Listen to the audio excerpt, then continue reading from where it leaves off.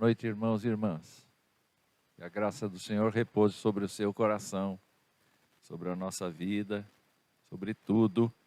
Que o Senhor seja louvado pelos 34 anos de vida da igreja e por todas as pessoas que efetivamente deram a sua contribuição aqui, por todas as pessoas que certamente estão contribuindo no presente. Eu fico pensando que uma igreja nunca estará perfeita. E por que ela nunca estará perfeita? Ela nunca estará perfeita porque as pessoas serão diferentes e estarão em diferentes níveis de conhecimento do Evangelho, da vida do Evangelho. Então, quando o recado do pastor foi dado a todos nós, que os mais antigos e mais experientes cuidem dos mais novos, aí a gente percebe que há sempre um movimento no sentido do crescimento, do desenvolvimento. Isso é maravilhoso assistir. E também a grande alegria. Em certo momento, uma das irmãs orou dizendo assim: foi aqui que eu criei os meus filhos. Vocês não imaginam, então, a importância que a igreja tem ao cooperar com a educação dos filhos.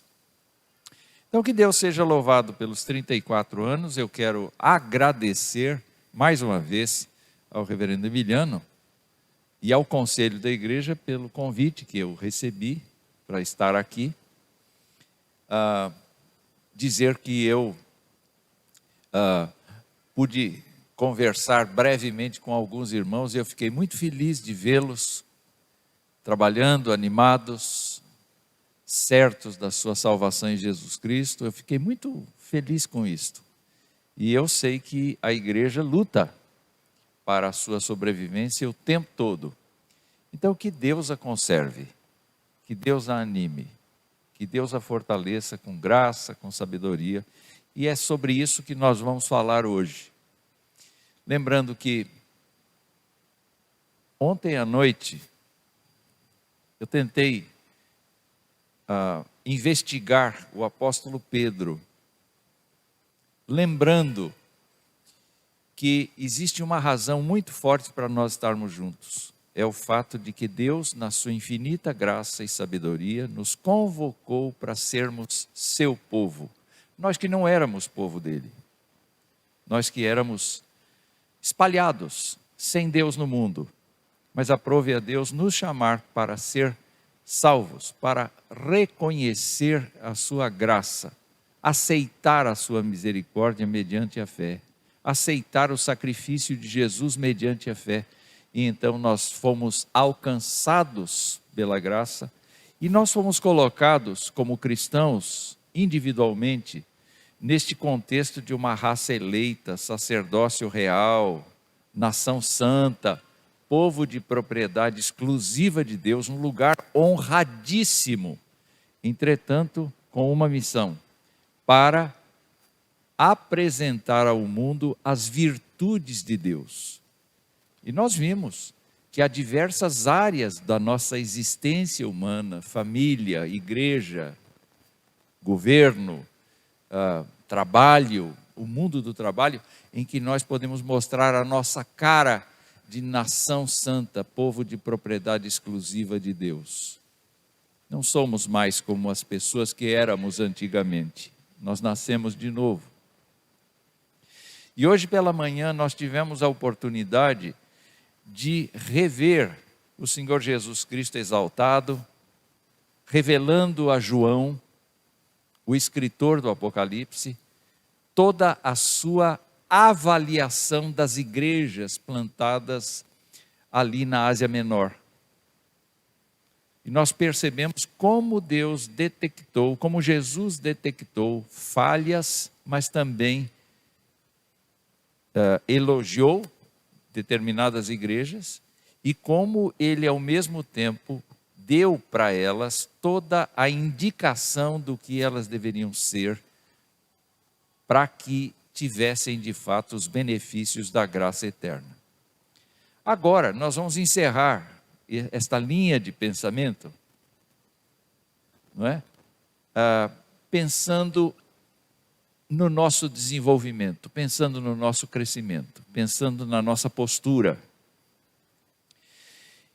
E é natural que a gente pense assim: um ser humano, quando nasce, precisa se desenvolver.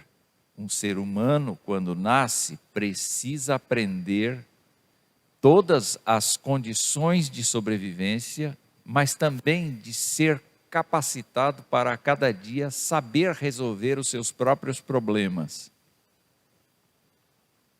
Não é assim? Quando nós vemos uma pessoa que fica como que ancorada, como um barco fica ancorado, é uma ilustração bem própria aqui, né, do litoral. Quando uma pessoa permanece inerte no mesmo ponto, nós estamos afirmando, ou nós queremos afirmar que isso não é normal, que isso não é natural. Não é verdade? Nós temos que afirmar que isso não é natural. A gente espera que as pessoas cresçam, se desenvolvam, entendam da vida, saibam lidar com a vida, mas acima de tudo, do ponto de vista espiritual, o que nós queremos é que a pessoa, a cada dia, se pareça mais com Jesus, porque este é o objetivo de Deus para nós. Então eu quero convidá-los para abrir a sua Bíblia em Filipenses. Hoje nós não vamos tratar de Pedro, vamos tratar de Paulo.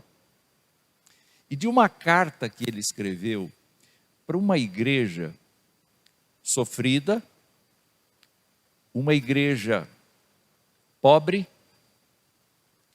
uma igreja que tinha alguns problemas já de relacionamento, as pessoas começavam a não se entender, e por conta disto, ele tinha muita preocupação com esta igreja, mas o apóstolo era apaixonado pela igreja dos filipenses.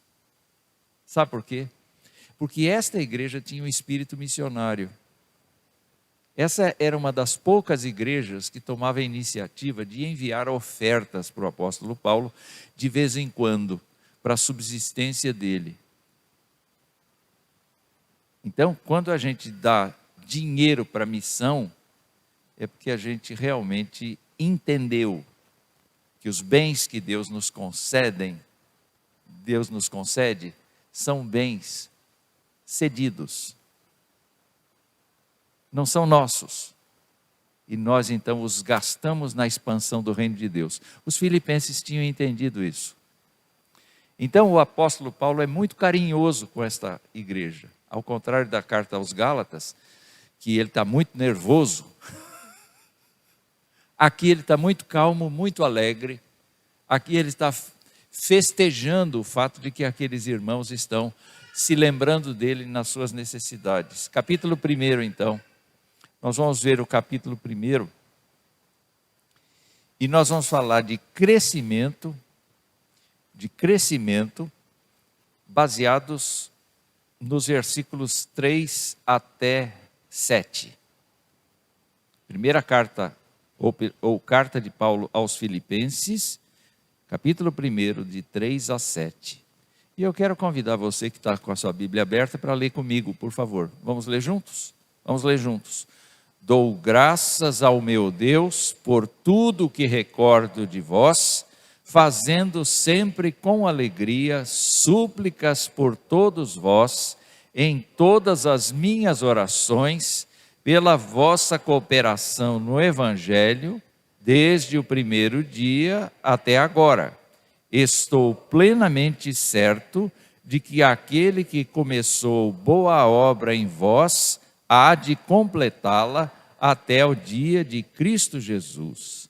Aliás, é justo que eu assim pense de todos vós, porque vos trago no coração, seja nas minhas algemas, seja na defesa e confirmação do Evangelho, pois todos sois participantes da graça comigo. Vejam só que delicadeza do apóstolo Paulo quando ele diz assim: eu não cesso de orar por vocês, eu sou eternamente grato a Deus pela vida de vocês, justamente porque vocês são pessoas que têm cooperado no Evangelho. Vocês têm vivido para o Evangelho e vocês têm gasto as suas economias comigo. Ele diz. Mas aí ele faz uma afirmação que eu quero trabalhar aqui. E a afirmação é esta: eu estou absolutamente certo, eu estou plenamente certo de que aquele que começou boa obra em vocês há de completá-la até o dia de Jesus Cristo. E eu fico pensando aqui, já falei um pouco do fato de que nós sempre esperamos que as pessoas progridam, que as pessoas tenham desenvolvimento.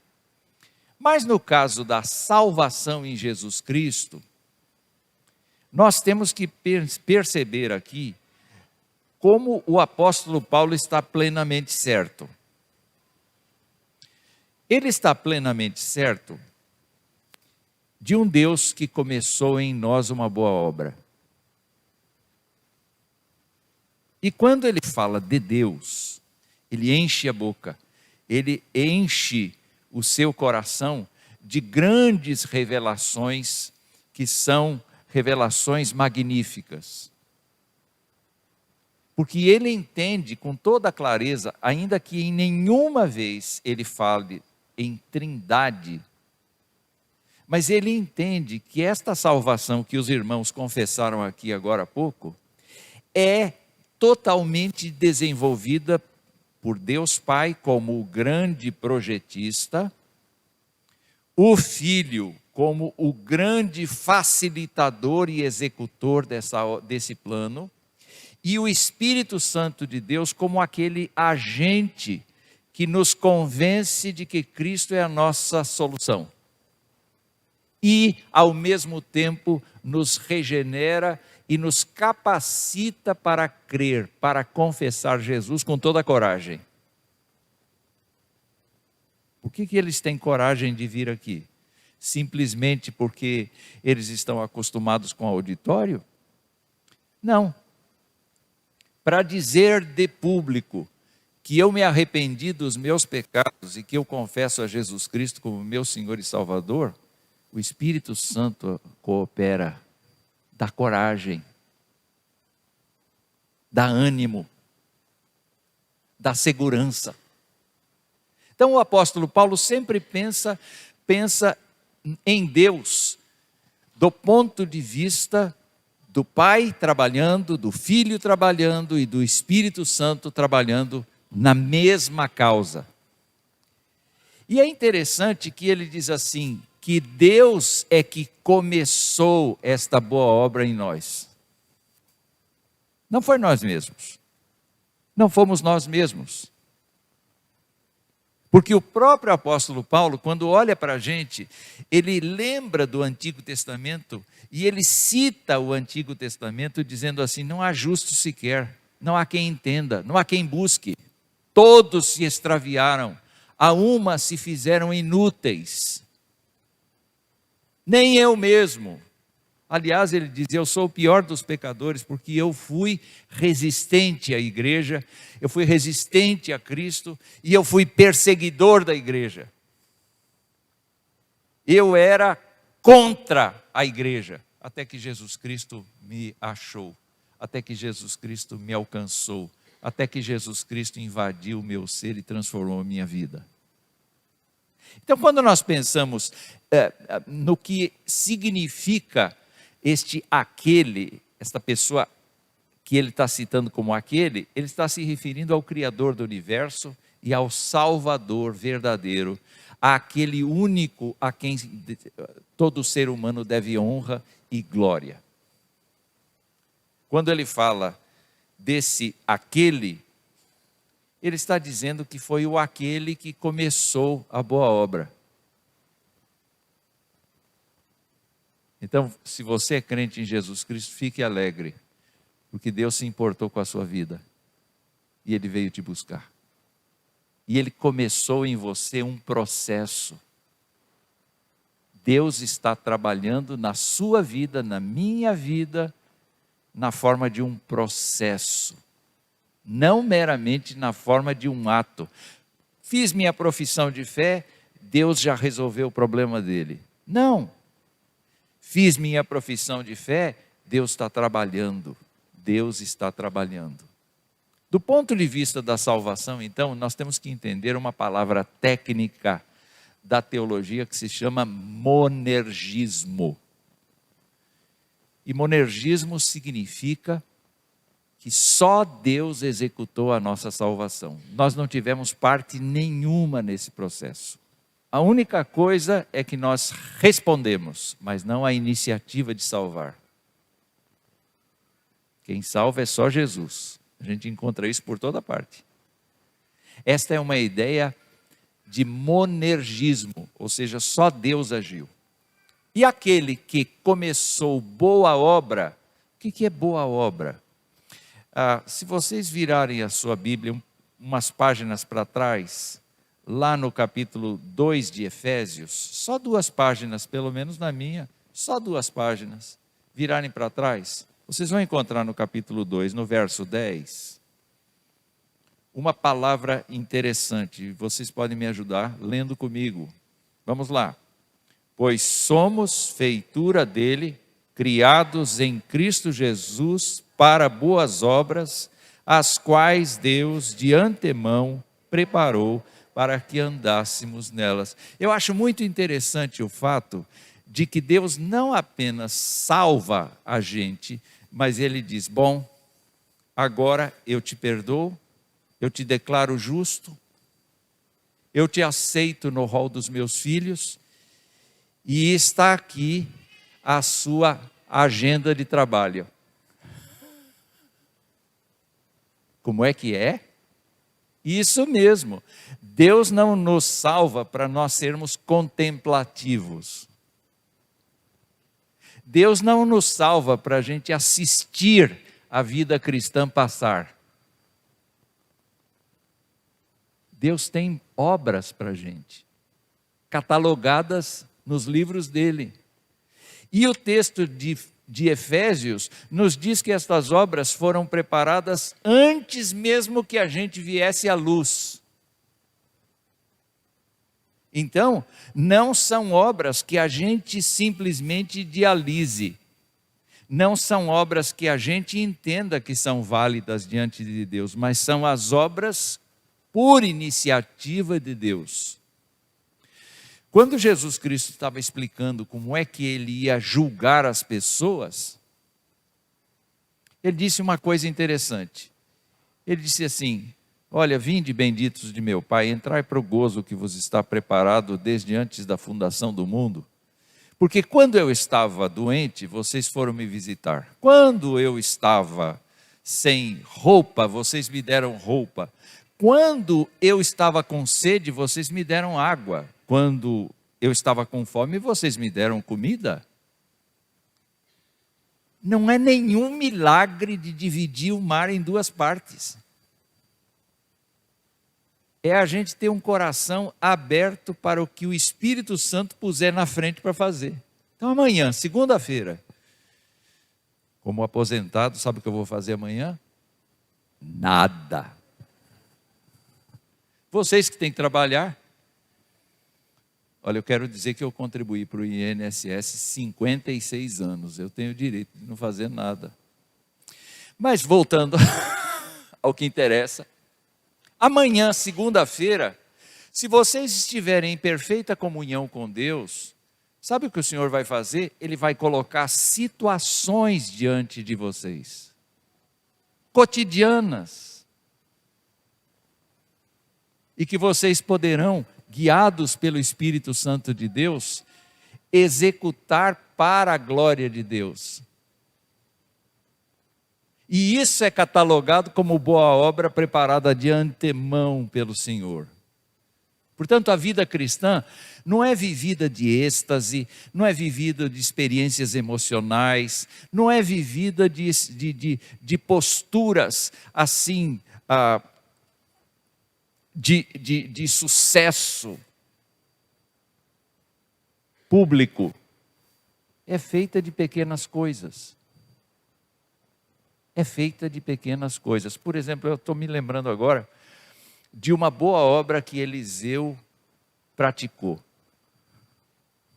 O menino foi ajudar a cortar árvores, emprestou o machado de alguém, e o machado saiu do cabo e mergulhou dentro d'água. Ninguém pulou na água para tentar pegar o machado, porque ferro afunda. E Eliseu disse, bom, o dono do machado precisa do machado. E eu fico imaginando aquela cena, Deus, devolve o machado. E de repente,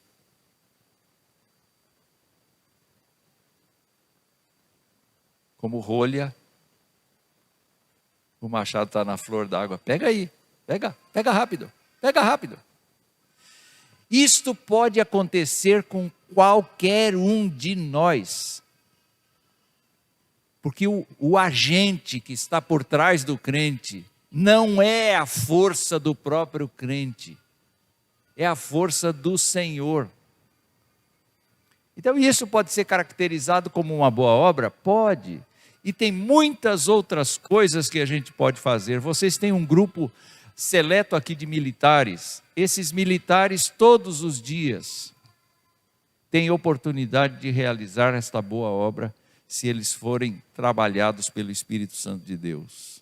Ah, meus irmãos, e olha, vão para a guerra, vão para a luta, vão para cuidar da segurança das pessoas, vocês que são militares aqui, mas se lembrem que o Senhor dos Exércitos está indo com vocês.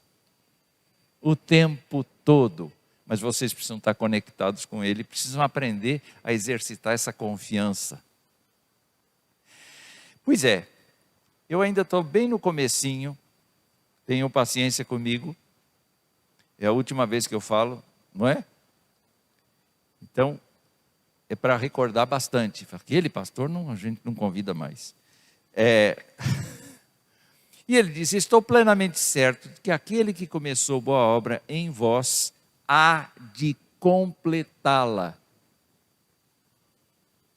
Há de completá-la. Ou seja, Deus tem o propósito de não desistir de nenhum de nós.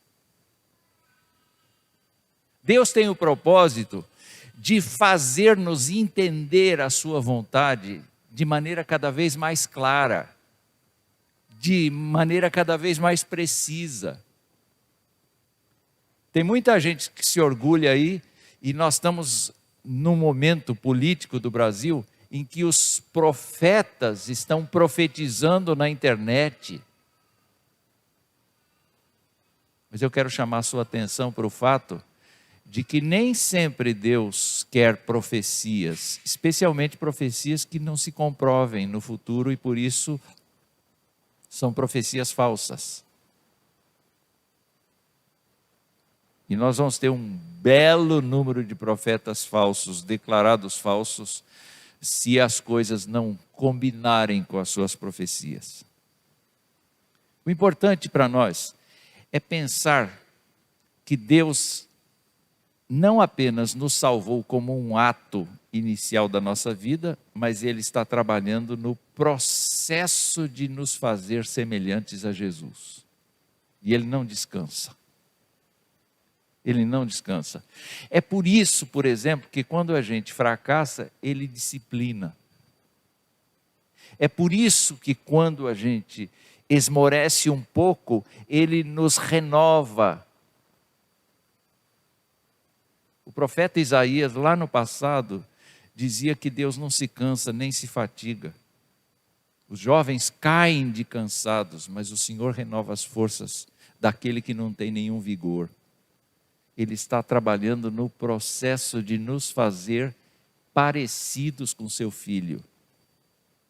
É por isso que Ele está trabalhando. E esta é a convicção do apóstolo Paulo.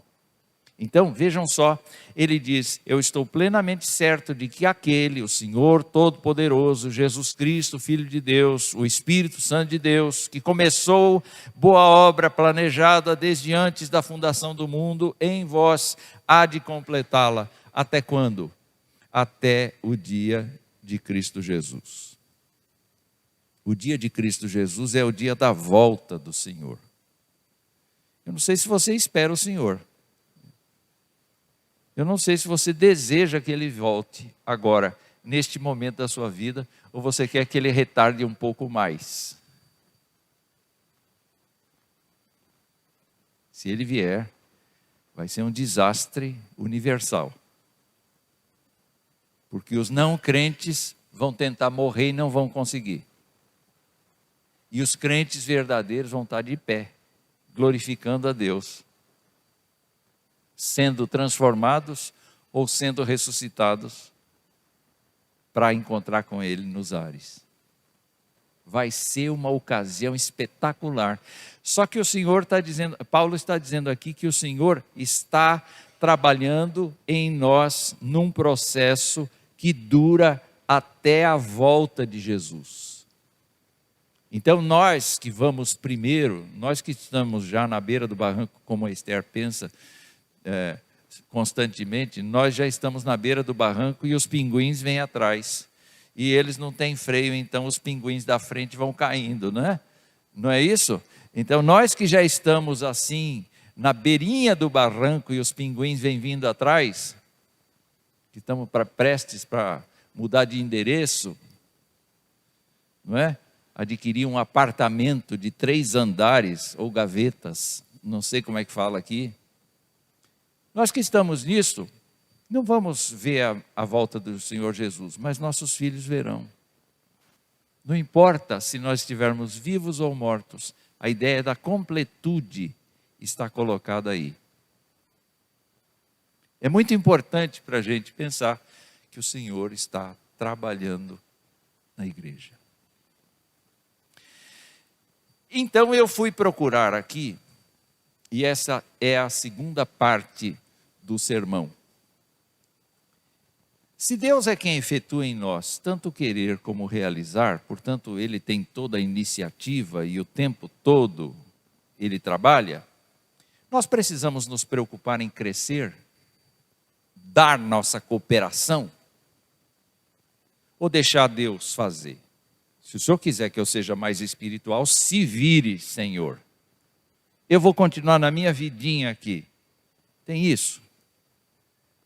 Na verdade, existe uma segunda palavra técnica da teologia que fala de sinergismo, não o monergismo, mas o sinergismo. Depois que a gente é salvo, a gente começa a trabalhar junto com Deus para ser modificado. Vocês entenderam? Como crianças recém-nascidas, Pedro diz: desejem o genuíno leite espiritual para que por eles vocês cresçam. Qual é a ideia?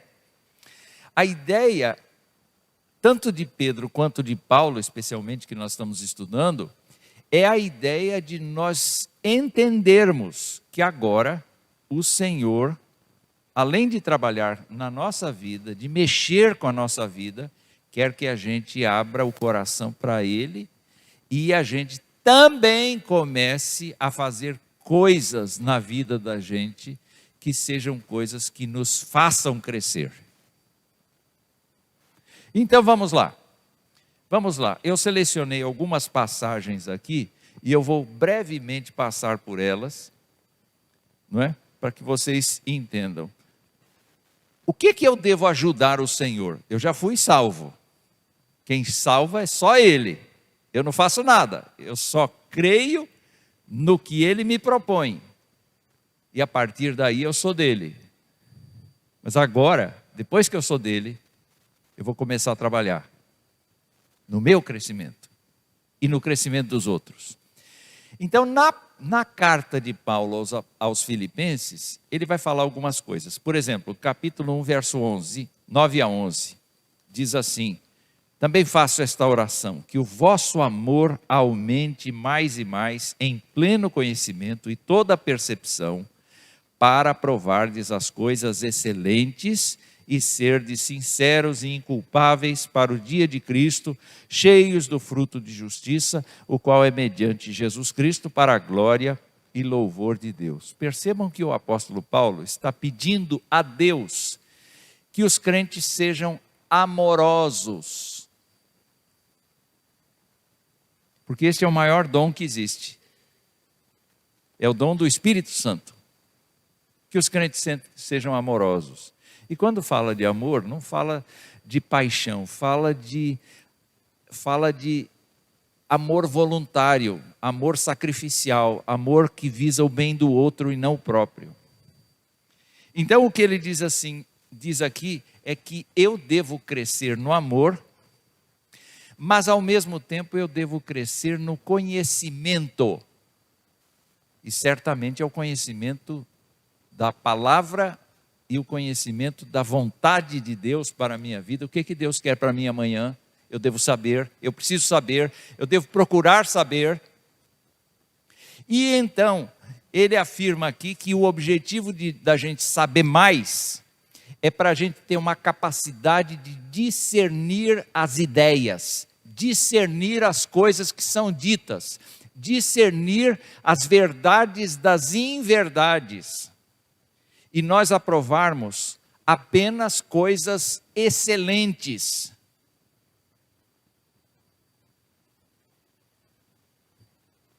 Nós precisamos desse discernimento. E nós vamos alcançando isso na medida em que Deus trabalha em nós e nós nos entregamos a Ele.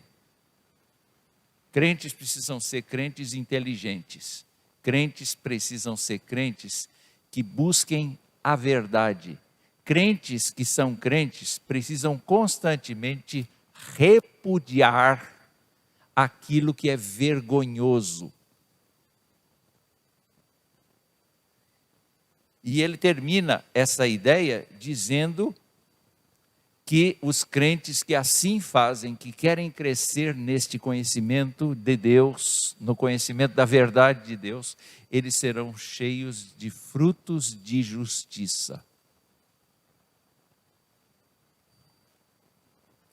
Então a nossa oração nesse ponto seria: Senhor, eu quero crescer no conhecimento do Senhor. Eu quero crescer no discernimento para aprovar coisas boas. Eu quero crescer para ser uma pessoa que te apresente frutos de justiça. Ficou claro? Ficou claro. A segunda coisa que eu vejo aqui está no capítulo 1, versos 27 e 28, e diz assim: vivei acima de tudo por modo digno do Evangelho de Cristo, para que, ou indo ver-vos, ou estando ausente, ouça no tocante a vós outros, que estáis firmes em um só espírito, como uma só alma, lutando juntos pela fé evangélica, e que em nada sois intimidados, ou estáis intimidados pelos adversários, pois o que é para eles prova evidente de perdição, é para vós outros de salvação, e isto da parte de Deus. E lá no capítulo 2, versos 12 e 13, ele diz: desenvolvei a vossa salvação com temor e tremor, porque Deus é quem efetua em vós tanto querer como realizar segundo a sua boa vontade. Se no primeiro ponto desse sinergismo que eu estou compartilhando com vocês, a gente cresce no conhecimento e na percepção para dar frutos de justiça, agora a gente cresce para ter uma vida digna. Uma vida digna do Evangelho. A gente cresce para saber lidar com os inimigos da fé. Quem ridiculariza a gente por ser crente, a gente precisa saber se defender. A gente precisa ter sempre, é o que o Novo Testamento diz, a gente precisa estar sempre preparado para responder às pessoas que fazem perguntas acerca da nossa fé. com toda a paciência, com todo o cuidado, com todo o respeito.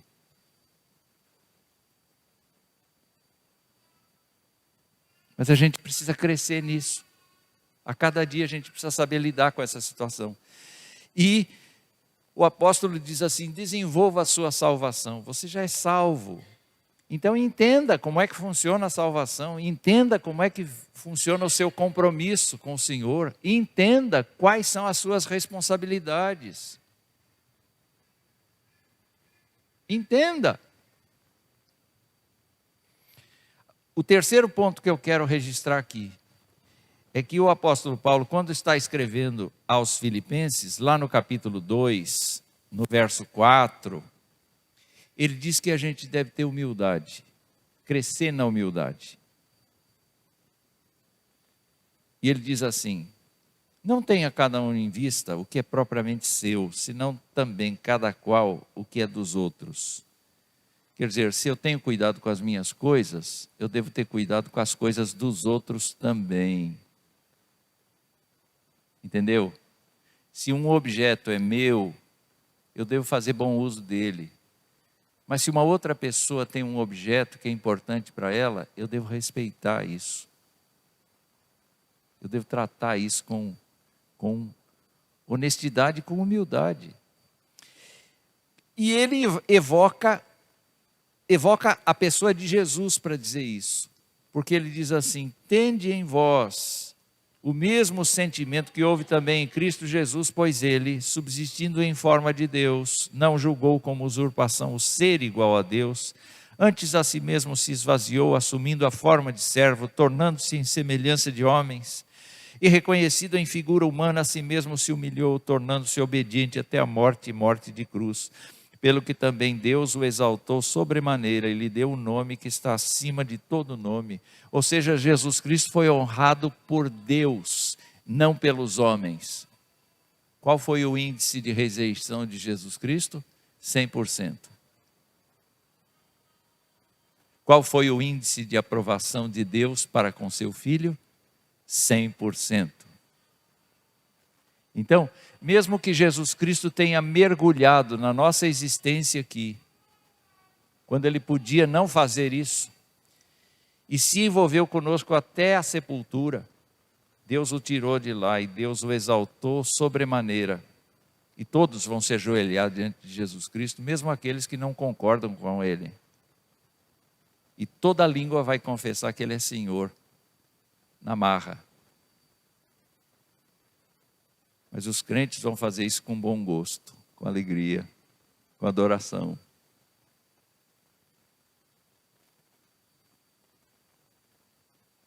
Então eu fico pensando aqui, meus queridos irmãos, no fato de que nós precisamos crescer nessa humildade.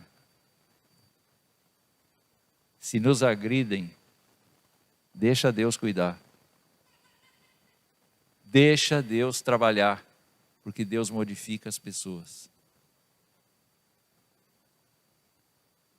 Não vamos permitir absolutamente que o nosso coração seja constantemente um coração ofendido, um coração constantemente magoado, um coração que não consegue perdoar, um coração que não consegue conviver.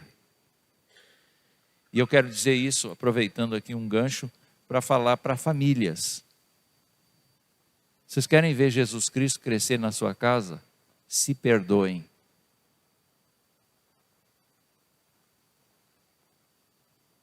Mas não apenas se perdoem.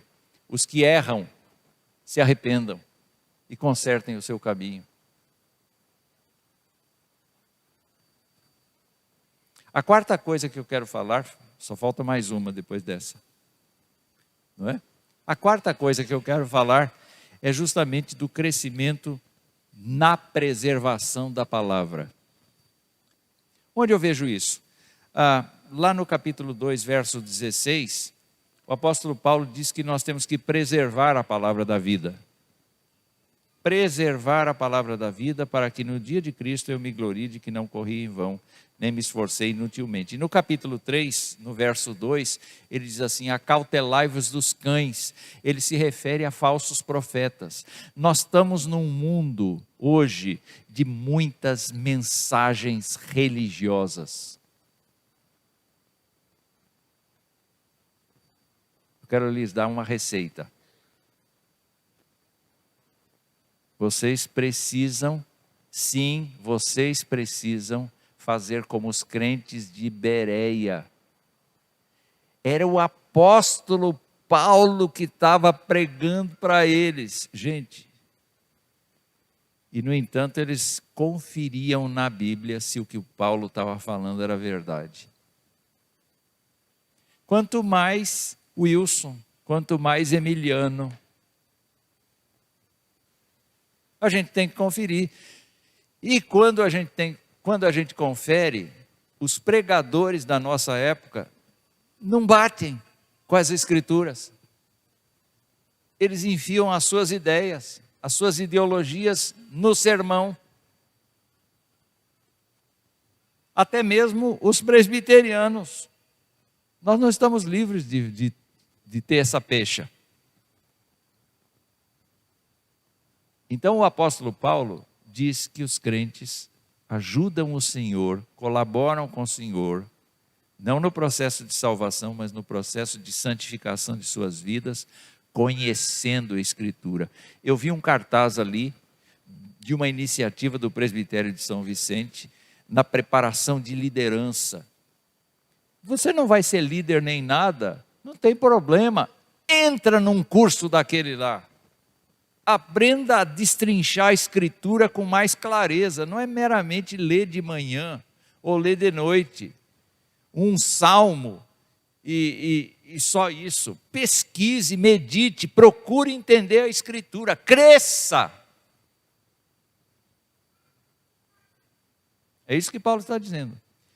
E a última coisa que me chama a atenção aqui, tem várias outras coisas, mas eu me restringi a estas, é o crescimento no relacionamento com Ele.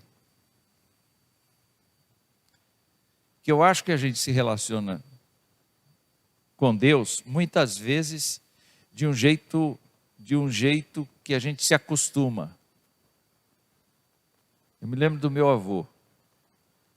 O meu avô adquiriu uma prática que era orar na hora do almoço. Bom, essa é uma prática antiga, né? Só que ele fazia diferente. Ele orava no fim do almoço. E ele orava no fim do almoço se o almoço tivesse sido bom.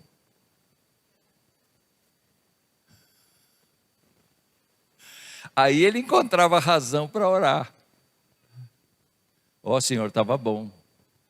Mas quando o almoço não estava bom, ele não orava não.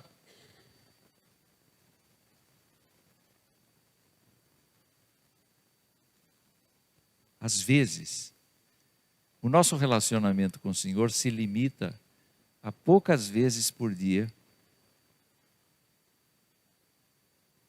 e em horas que a gente faz uma oração mecânica. Eu me lembro que uma vez nós estávamos em trabalho missionário com os Vencedores por Cristo, eu fui das primeiras equipes, e eu me lembro de uma oração que foi feita na hora do almoço. E o nosso irmão diz assim: Senhor, louvado seja o teu nome, eu quero agradecer pelo arroz, pelo feijão, pelo bife e pela salada. Em nome de Jesus, amém. Pode parecer para você uma brincadeira. Mas que tipo de oração a gente faz? Que tipo de relacionamento com o Senhor a gente tem? É só de uma reza? É só uma frase que a gente fala todo dia do mesmo jeito, sem nenhum fervor de alma? Então, a partir dessa perspectiva, Paulo está dizendo para aqueles crentes o seguinte: eu considero tudo que eu tive, capítulo 3, verso 8, considero tudo como perda por causa da sublimidade do conhecimento de Cristo Jesus, meu Senhor, por amor do qual perdi todas as coisas e as considero como refúgio para ganhar a Cristo e ser achado nele, não tendo justiça própria que procede de lei, senão a que mediante a fé em Jesus Cristo, a justiça que procede de Deus. E ele diz assim, para o conhecer o poder da sua ressurreição, como conhecer a comunhão dos seus sofrimentos, conformando-me com ele na sua morte, para de algum modo alcançar a ressurreição dentre os mortos. Não que eu já tenha recebido ou tenha obtido a perfeição. Olha essa frase agora, mas prossigo para conquistar aquilo para o que também foi conquistado por Cristo Jesus. O Senhor me conquistou. O Senhor me comprou. E o apóstolo Paulo está dizendo, agora eu trabalho para conquistar aquilo para o que eu fui conquistado.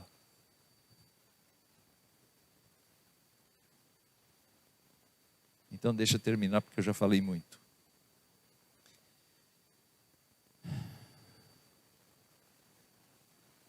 Já está acabando. Isso.